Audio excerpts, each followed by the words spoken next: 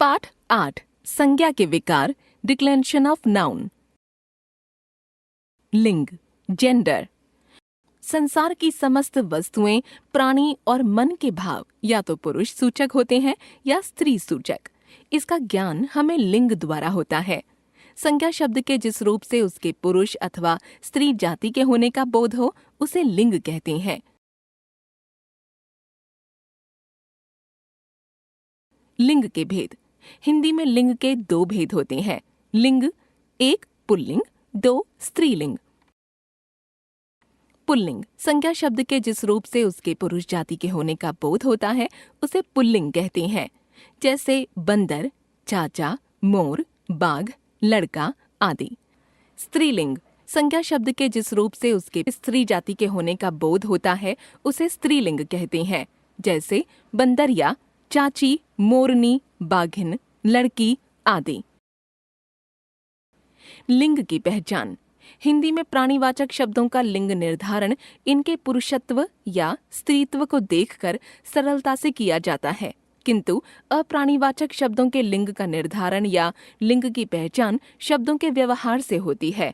अर्थात जिस संज्ञा शब्द का प्रयोग परंपरा से स्त्रीलिंग के रूप में किया जा रहा है वह स्त्रीलिंग, और जिस संज्ञा शब्द का प्रयोग परंपरा से पुल्लिंग के रूप में किया जा रहा है वह पुल्लिंग होता है। कुछ शब्द ऐसे भी होते हैं जो सदा पुल्लिंग या सदा स्त्रीलिंग रहते हैं। इनके प्रयोग में कठिनता नहीं आती। लिंग निर्धारण में कठिनाई। हिंदी में केवल दो लिंग भेद स्वीकार किए जाने के कारण निर्जीव वस्तुओं के लिंग निर्णय में प्रायः कठिनाई आती है। अहिंदी भाषी लोगों को यह कठिनाई विशेष रूप से अनुभव होती है। उदाहरण के लिए हिंदी में नाक, आंख स्त्रीलिंग है तो कान, गाल, बाल पुल्लिंग। सड़क स्त्रीलिंग है तो मार्ग पुल्लिंग। पुस्तक स्त्रीलिंग है तो ग्रंथ पुल्लिंग। आखिर क्यों? संस्कृत में ऐसे शब्दों को नपुंसक लिंग के अंतर्गत रखा गया है, किंतु हिंदी में इन्हें पुल्लिंग या स्त्रीलिंग ही माना जाता है। इस बात का निर्णय कि अमुक निर्जीव संज्ञा किस प्रकार की है शब्द के अर्थ और परंपरागत प्रयोग के आधार पर किया जाता है। इसी आधार पर यहाँ कतिपय सामान्य नियमों पर प्रकाश डाला जा रहा है। पुल्लिंग की पहचान। निम्नलिखित नाम प्रायः पुल्लिंग होते हैं।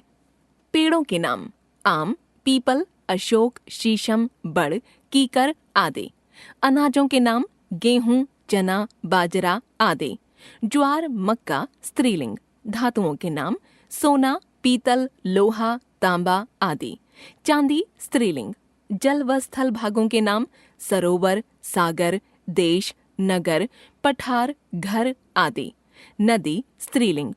ग्रहों के नाम: सूर्य, चंद्र, राहु, केतु, मंगल, शनि आदि। पृथ्वी स्त्रीलिंग। रत्नों के नाम: हीरा, पन्ना, मूंगा, मोती आदि। द्रव्य पदार्थों के नाम: तेल, घी, दूध, शरबत, मक्खन आदि। अपवाद: कॉफी, चाय, लस्सी आदि। शरीर के अवयवों के नाम: दांत, कान, पैर, मस्तक, सिर, हाथ आदि।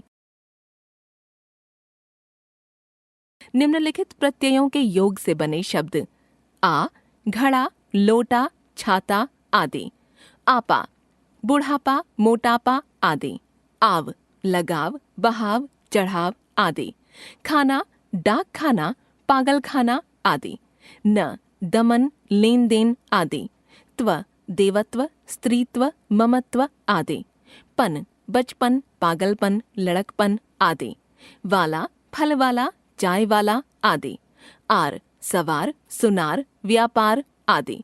ऐरा ममेरा, मौसेरा, ठठेरा आदि। दान कलमदान, फूलदान आदि। देशों और महाद्वीपों के नाम: भारत, बांग्लादेश, पाकिस्तान, अमेरिका आदि।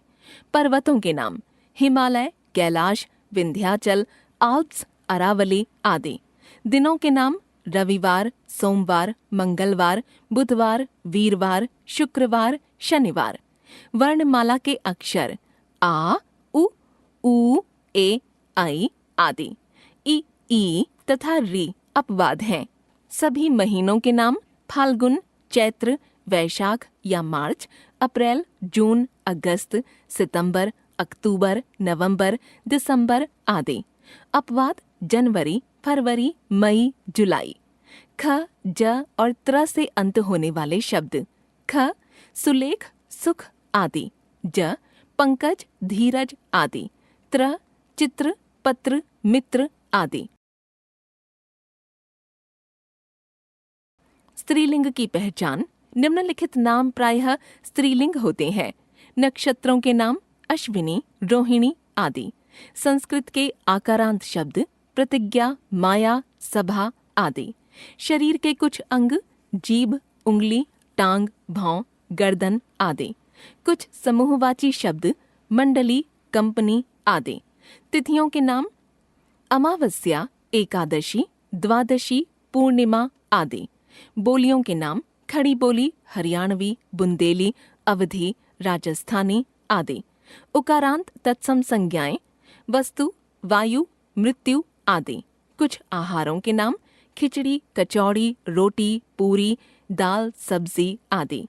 निम्नलिखित प्रत्ययों के योग से बने शब्द आई, पढ़ाई, चढ़ाई आदि। इया, डिबिया, लुटिया आदि। ता, महानता, मानवता आदि। आहट, घबराहट, कड़वाहट आदि। नी, जननी, रजनी आदि। इमा, लालिमा, नीलिमा आदि। आवट, सजावट, लिखावट आदि। ई, गर्मी, गरीबी आदि। समझते चलें। कुछ प्राणीवाचक संज्ञाएं सदा पुल्लिंग में ही प्रयोग की जाती हैं, जैसे मच्छर, कौवा, बिच्छू, खटमल, उल्लू, भेड़िया आदि। कुछ प्राणीवाचक संज्ञाएं सदा स्त्रीलिंग में ही प्रयोग की जाती हैं, जैसे कोयल, मछली, मक्खी, मैना, जूं आदि। ऐसे शब्दों के लिंग परिवर्तन करते समय उनके आगे नर या मादा शब्द जोड़ा जाता है, जैसे मादा मच्छर, नर कोयल आदि। बड़े आकार वाले तथा कठोर पदार्थों को प्रायः पुल्लिंग तथा छोटे आकार वाले तथा कोमल पदार्थों को प्रायः स्त्रीलिंग में प्रयोग किया जाता है, जैसे रस्सा, पहाड़, टोकरा, झोपड़ा पुल्लिंग। रस्सी, पहाड़ी, टोकरी, झोपड़ी स्त्रीलिंग। लिंग परिवर्तन। पुल्लिंग से स्त्रीलिंग बनाने के नियम। लिंग परिवर्तन के लिए पुल्लिंग शब्दों के अंत में स्त्रीलिंग सूचक शब्दांश प्रत्यय जोड़े जाते हैं। इनके कुछ उदाहरण इस प्रकार हैं। अ को आ में बदलकर। पुल्लिंग स्त्रीलिंग। प्राचार्य, प्राचार्या। भवदीय, भवदीया। बाल, बाला। छात्र, छात्रा। अनुज, अनुजा। चंचल, चंचला। सुत, सुता। अज, अजा। शिष्य, शिष्या। वृद्ध, वृद्धा। प्रिय, प्रिया। कृष्ण, कृष्णा। अ तथा आ को ई में बदलकर। पुल्लिंग स्त्रीलिंग। काका, काकी। पुत्र, पुत्री। लड़का, लड़की। हिरन, हिरनी। गोप, गोपी। भतीजा, भतीजी। ब्राह्मण, ब्राह्मणी। भांजा, भांजी। घोड़ा, घोड़ी। कबूतर, कबूतरी। दास, दासी। मुर्गा, मुर्गी। चाचा, चाची। मामा, मामी। बकरा, बकरी। मौसा, मौसी। दादा, दादी। नेता, नेत्री। अ या आ को इया में बदलकर। पुल्लिंग स्त्रीलिंग। बेटा, बिटिया। लोटा, लुटिया। गुड्डा, गुड़िया। चूहा, चूहिया। बूढ़ा, बुढ़िया। डिब्बा, डिबिया। बंदर, बंदरिया। खाट, खटिया। चिड़ा, चिड़िया। अक को इका में बदलकर। पुल्लिंग स्त्रीलिंग। अध्यापक, अध्यापिका। सेवक, सेविका। लेखक, लेखिका। बालक, बालिका। सहायक, सहायिका। संचालक, संचालिका। पाठक, पाठिका। नायक, नायिका। दर्शक, दर्शिका। संपादक, संपादिका। शिक्षक, शिक्षिका। गायक, गायिका। अंत में इन लगाकर। पुल्लिंग स्त्रीलिंग। माली, मालिन। धोबी, धोबिन। पापी, पापिन। ग्वाला ग्वालिन, सुनार सुनारिन, कुम्हार कुम्हारिन, नाई नाइन, कहार कहारिन, नाती नातिन। वान को वती में बदलकर धनवान धनवती, पुत्रवान पुत्रवती, रूपवान रूपवती, गुणवान गुणवती, भाग्यवान भाग्यवती, भगवान भगवती, बलवान बलवती, सत्यवान सत्यवती, ज्ञानवान ज्ञानवती। अंत में नी लगाकर मोर मोरनी, चोर चोरनी, रीछ रीछनी, सियार सियारनी, भील भीलनी, सिंह सिंहनी, शेर शेरनी, मजदूर मजदूरनी, जाट जाटनी। मान को मती में बदलकर श्रीमान श्रीमती, बुद्धिमान बुद्धिमती, आयुष्मान आयुष्मती। अंत में आइन लगाकर गुरु गुरुआइन, बाबू बबुआइन, ठाकुर ठकुराइन, पंडित पंडिताइन, बनिया बनियाइन, चौबे चौबाइन, हलवाई हलवाइन, लाला ललाइन, चौधरी चौधराइन। कुछ पुल्लिंग शब्द ऐसे भी हैं जिनके स्त्रीलिंग में विशिष्ट रूप बन जाते हैं, जैसे बिलाव बिल्ली, बैल गाय, वीर वीरांगना, वर वधू, युवक युवती, बछड़ा बछिया, आदमी औरत, सम्राट साम्राज्ञी, क्षत्रिय क्षत्राणी, कवि कवयित्री, पुरुष स्त्री, फूफा बुआ, ससुर सास, राजा रानी, बाप माँ, पिता माता, भाई बहन, नर नारी, बादशाह बेगम, साधु साध्वी, देव देवी। ता को त्री में बदलकर दाता दात्री, विधाता विधात्री, नेता नेत्री, रचयिता रचयित्री, धाता धात्री, वक्ता वक्त्री।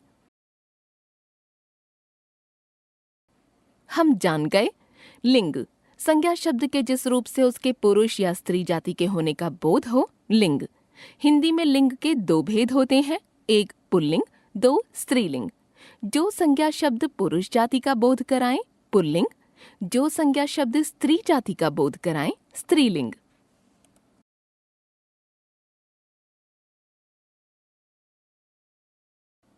वचन नंबर पढ़िए और समझिए। संतरा मीठा है, संतरे मीठे हैं।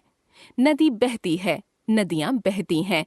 लड़की नाच रही है, लड़कियां नाच रही हैं। चिड़िया उड़ रही है, चिड़ियां उड़ रही हैं। ऊपर दिए वाक्यों में छपे रंगीन शब्दों पर ध्यान दीजिए।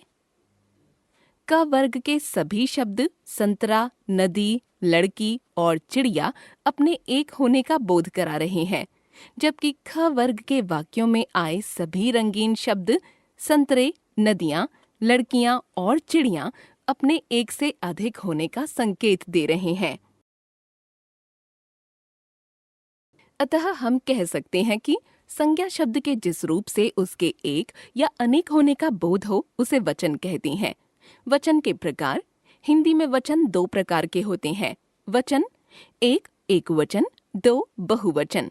एक वचन संज्ञा शब्द के जिस रूप से एक ही वस्तु, पदार्थ या व्यक्ति का बोध होता है, उसे एक वचन कहते हैं, जैसे वृक्ष, बल्ब, हाथी, आंख, कुर्सी आदि।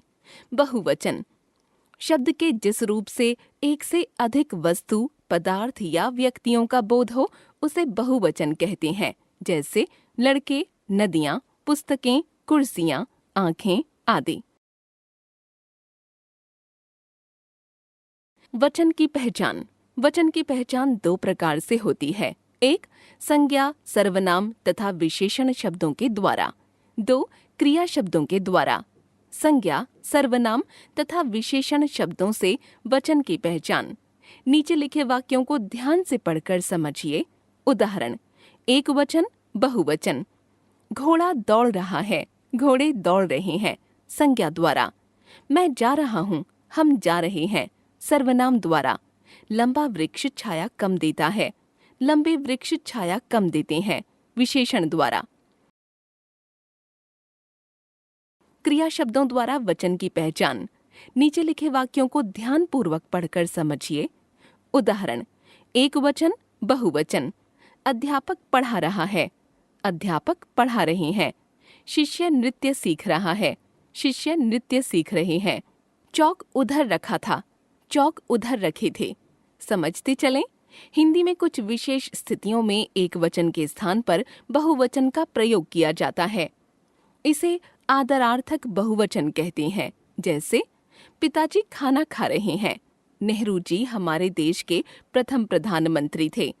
अपने को बड़ा दर्शाने के लिए भी कुछ लोग मैं के स्थान पर हम का प्रयोग करते हैं। जैसे, सेठ ने नौकर से कहा, हम सैर करने जा रहे हैं। वचन परिवर्तन। एक वचन को बहुवचन में और बहुवचन को एक वचन में बदलना वचन परिवर्तन कहलाता है। एक वचन से बहुवचन बनाने के नियम। आकारांत पुल्लिंग शब्दों के अंतिम आ के स्थान पर ए लगाकर। एक वचन, बहुवचन। कपड़ा, कपड़े। जूता, जूते। लड़का, लड़के। बच्चा, बच्चे। तोता, तोते। कौवा, कौवे। बछड़ा, बछड़े। घोड़ा, घोड़े। मेला, मेले। रास्ता, रास्ते। पंखा, पंखे। पटाखा, पटाखे। नोट, चाचा, मामा, पिता आदि कुछ ऐसे शब्द हैं जिनके बहुवचन रूप में आ का ए नहीं होता। अकारांत स्त्रीलिंग शब्दों के अंतिम अ के स्थान पर ए लगाकर। एक वचन, बहुवचन। मेज, मेजें। दीवार, दीवारें। किताब, किताबें। रात, रातें। सड़क, सड़कें। बहन, बहनें। पुस्तक, पुस्तकें। बात, बातें। गेंद, गेंदें। भेड़, भेड़ें। लहर, लहरें। आंख, आंखें। आकारांत स्त्रीलिंग शब्दों के अंतिम आ के बाद ए लगाकर। एक वचन, बहुवचन। सभा, सभाएं। लता, लताएं। कन्या, कन्याएं। सेना, सेनाएं। माता, माताएं। महिला, महिलाएं। कविता, कविताएं। माला, मालाएं। बाला, बालाएं। कथा, कथाएं। इच्छा, इच्छाएं। घटना, घटनाएं। इकारांत संज्ञा शब्दों के अंत में यां जोड़कर या इकारांत होने पर ई को ह्रस्व करके यां जोड़कर। एक वचन, बहुवचन। तिथि, तिथियां। निधि, निधियां। लड़की, लड़कियां। बकरी, बकरियां। मछली, मछलियां। देवी, देवियां। रीति, रीतियां। जाति, जातियां। नदी, नदियां। रोटी, रोटियां। शक्ति, शक्तियां। नारी, नारियां। जिन स्त्रीलिंग शब्दों के पीछे या हो वहां या के स्थान पर या लगाकर। एक वचन, बहुवचन। बुढ़िया, बुढ़ियां।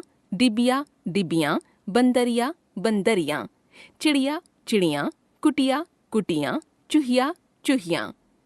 खटिया, खटियां। गुड़िया, गुड़ियां। पुड़िया, पुड़ियां। जिन स्त्रीलिंग शब्दों के अंत में उ या औ हो उनमें ए लगाकर तथा ऊ को ऊ करके। एक वचन, बहुवचन। बहु, बहुएं। गौ, गौएं। धेनु, धेनुएं। वस्तु, वस्तुएं। वधू, वधुएं। धातु, धातुएं। कुछ शब्दों के अंत में वृंद, वर्ग, जन, लोग, गण आदि शब्द लगाकर। एक वचन, बहुवचन। आप लोग। विद्यार्थी, विद्यार्थीगण। पाठक, पाठक वर्ग। मजदूर, मजदूर वर्ग। कर्मचारी, कर्मचारी गण। पक्षी, पक्षी वृंद।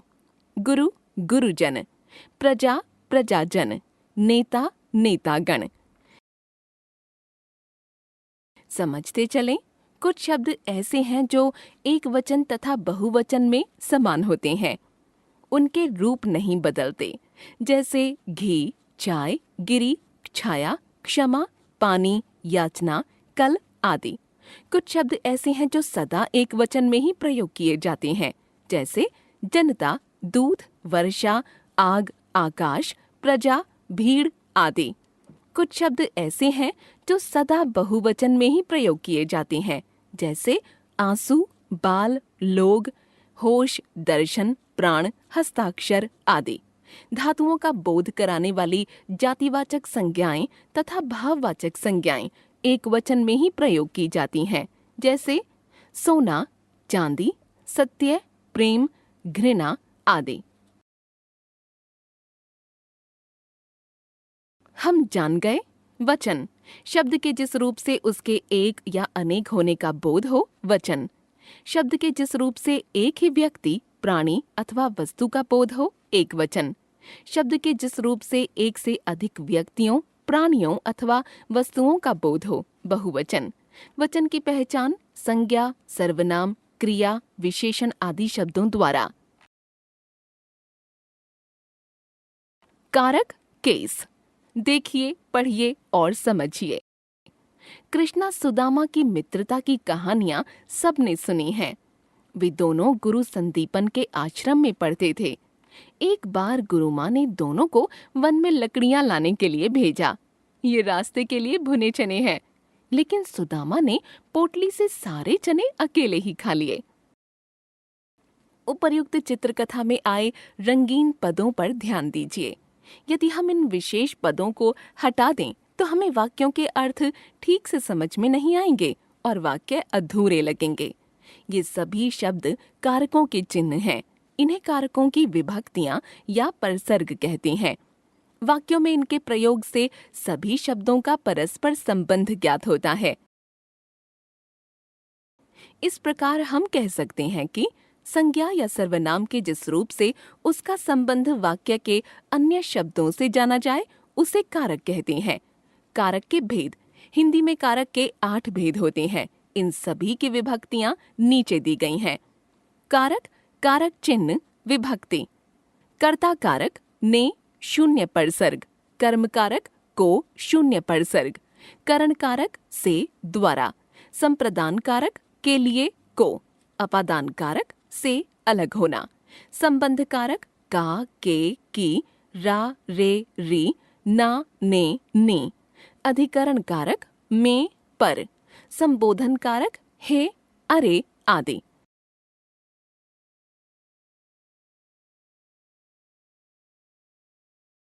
कर्ता कारक, वह वाक्य जिसमें कार्य करने वाले का बोध होता है, उसे कर्ता कारक कहते हैं। कर्ता कारक की पहचान के लिए क्रिया से पहले कौन अथवा किसने लगाकर प्रश्न किया जाता है। इनसे जो उत्तर मिलता है वह कर्ता कारक होता है। जैसे वाक्य, क्रिया, प्रश्न, कर्ता कारक। करण खेल रहा है, खेल रहा है, कौन, करण। आयुष ने खाना खाया, खाया किसने, आयुष ने। समझते चलें, केवल भूतकाल के वाक्यों में ही ने परसर्ग का प्रयोग होता है, जैसे आयुष ने खाना खाया। अकर्मक क्रिया के कर्ता के साथ ने परसर्ग का प्रयोग नहीं होता, जैसे रमेश विदेश गया है। कर्म कारक, वाक्य में क्रिया का फल जिस संज्ञा या सर्वनाम शब्द पर पड़ता है वह कर्म कारक कहलाता है। कर्म कारक की पहचान के लिए क्रिया के साथ क्या और किस को लगाकर प्रश्न किया जाता है। इससे प्राप्त उत्तर कर्म कारक होता है। जैसे वाक्य, क्रिया, प्रश्न, कर्म कारक। संजीव पुस्तक पढ़ता है क्या, पुस्तक। नर्स ने रोगी को दवा पिलाई किसको, रोगी को। समझते चलें, कभी कभी कर्म कारक का परसर्ग को नहीं लगता है, जैसे हमने पत्र लिखे। कभी कभी वाक्य में 2 कर्म एक साथ भी आ जाते हैं, जैसे माँ ने बच्चे को दूध पिलाया। करण कारक, करण का अर्थ होता है साधन या माध्यम। जिस साधन या माध्यम से कर्ता क्रिया करता है उसे करण कारक कहते हैं। करण कारक की पहचान के लिए क्रियाओं के साथ किससे तथा किसके द्वारा लगाकर प्रश्न किया जाता है। इससे प्राप्त उत्तर करण कारक होता है। जैसे वाक्य, क्रिया, प्रश्न, करण कारक। बच्चे कलम से लिख रहे हैं किससे, कलम से। चोर डंडे के द्वारा पीटा गया किसके द्वारा, डंडे के द्वारा। संप्रदान कारक, कर्ता जिसके लिए कुछ कार्य करता है अथवा कुछ देता है उसे व्यक्त करने वाला शब्द संप्रदान कारक कहलाता है। संप्रदान कारक की पहचान के लिए क्रिया के साथ किसको अथवा किसके लिए प्रश्न किया जाता है। इससे प्राप्त उत्तर संप्रदान कारक होता है। जैसे वाक्य, क्रिया, प्रश्न, संप्रदान कारक। मैंने आयुष को उपहार दिया। उपहार दिया किसको? आयुष को। मीरा के लिए कुर्सी लाओ। कुर्सी लाओ किसके लिए? मीरा के लिए। इन दोनों वाक्यों में कर्ता के द्वारा किसी को कुछ देने या किसी के लिए कुछ करने का भाव व्यक्त हुआ है, अतः यहाँ संप्रदान कारक है। अपादान कारक। संज्ञा के जिस रूप से किसी के पृथक होने की क्रिया का बोध हो वह अपादान कारक कहलाता है। अपादान कारक की पहचान के लिए क्रिया के साथ किससे अथवा कहाँ से लगाकर प्रश्न किया जाता है। इसका जो उत्तर आता है वह अपादान कारक होता है। जैसे वाक्य, क्रिया, प्रश्न, अपादान कारक। पेड़ से पत्ते गिरते हैं। गिरते हैं किससे? पेड़ से। दवात से स्याही गिर गई। गिर गई किससे? दवात से। नेहा विद्यालय से आ रही है। आ रही है कहाँ से? विद्यालय से। इन वाक्यों में पेड़ से पत्ते, दवात से स्याही और नेहा के विद्यालय से अलग होने की क्रिया हुई है, इसलिए ये अपादान कारक हैं। इनके साथ अपादान कारक की विभक्ति से लगा है। समझते चलें, जिन शब्दों से निकलने, सीखने, डरने आदि का भाव हो वहाँ भी अपादान कारक होता है। जैसे गंगा हिमालय से निकलती है। हिमालय से अपादान कारक है क्योंकि यहाँ निकलने का भाव है। बच्चा बिल्ली से डरता है। बिल्ली से अपादान कारक है क्योंकि यहाँ डरने का भाव है। संबंध कारक। संज्ञा के जिस रूप से दो संज्ञाओं अथवा सर्वनामों के परस्पर संबंध का पता चले वे संबंध कारक होते हैं। संबंध कारक को पहचानने के लिए दो संज्ञाओं के बीच किसका, किसकी या किसके लगाकर प्रश्न किया जाता है। इनके लगाने से जो उत्तर मिलता है वह संबंध कारक होता है। जैसे वाक्य, क्रिया, प्रश्न, संबंध कारक। गीता की बहन बीमार है। है किसकी बहन है? गीता की। वह कमला की बहन है। है किसकी बहन है? कमला की। तुम्हारी पुस्तक अच्छी है। है किसकी पुस्तक है? तुम्हारी। ऊपर लिखे वाक्यों में गीता की, कमला की तथा तुम्हारी शब्द संबंध कारक के उदाहरण हैं। इनका संबंध क्रमशः बहन, बहन तथा पुस्तक से है, अतः ये संबंध कारक हैं। अधिकरण कारक। शब्द के जिस रूप से क्रिया के आधार का बोध हो वह अधिकरण कारक कहलाता है। अधिकरण कारक की पहचान के लिए क्रिया के साथ कहाँ लगाकर प्रश्न किया जाता है। इससे प्राप्त उत्तर अधिकरण कारक होता है। जैसे वाक्य, क्रिया, प्रश्न, अधिकरण कारक। रमेश खाट पर बैठा है। बैठा है कहाँ? खाट पर। पक्षी आकाश में उड़ रहे हैं। उड़ रहे हैं कहाँ? आकाश में। इन वाक्यों में क्रिया के घटित होने का स्थान खाट और आकाश है, अतः ये अधिकरण कारक हैं। इनके साथ में पर विभक्तियां लगी हुई हैं। संबोधन कारक। शब्द के जिस रूप से किसी को बुलाने, संबोधित करने या सचेत करने का भाव प्रकट हो उसे संबोधन कारक कहते हैं। जैसे हे भगवान हम पर कृपा कीजिए। अरे तुम तो चालाक निकले। हे, अरे का प्रयोग संज्ञा या सर्वनाम शब्दों से पूर्व होता है और उसके बाद संबोधन का विराम चिन्ह भी लगाया जाता है। कर्म कारक और संप्रदान कारक में अंतर। कर्म कारक और संप्रदान कारक दोनों में को विभक्ति का प्रयोग हो सकता है, पर इसमें अंतर होता है। कर्म कारक में क्रिया का फल कर्म, संज्ञा या सर्वनाम पर पड़ता है और उसके साथ को आता है, जबकि संप्रदान कारक में कर्ता जिसे कुछ देता है उस शब्द के साथ को आता है। जैसे माँ ने बच्चे को पुचकारा। कर्म कारक बच्चे को, पुचकारना क्रिया का फल बच्चे पर पड़ने का सूचक। माँ ने बच्चे को बिस्कुट दिया। संप्रदान कारक बच्चे को देने का भाव। करण कारक और अपादान कारक में अंतर। करण और अपादान दोनों कारकों का परसर्ग से है। परंतु अर्थ की दृष्टि से दोनों में भिन्नता है। करण कारक में प्रयुक्त से सहायक साधन का सूचक है, परंतु अपादान कारक में प्रयुक्त से अलग होने का भाव प्रकट होता है। जैसे रमेश कलम से लिखता है, कलम से करण कारक है, सहायक साधन का सूचक। बच्चा कुर्सी से गिर पड़ा, कुर्सी से अपादान कारक है, अलग होने का भाव।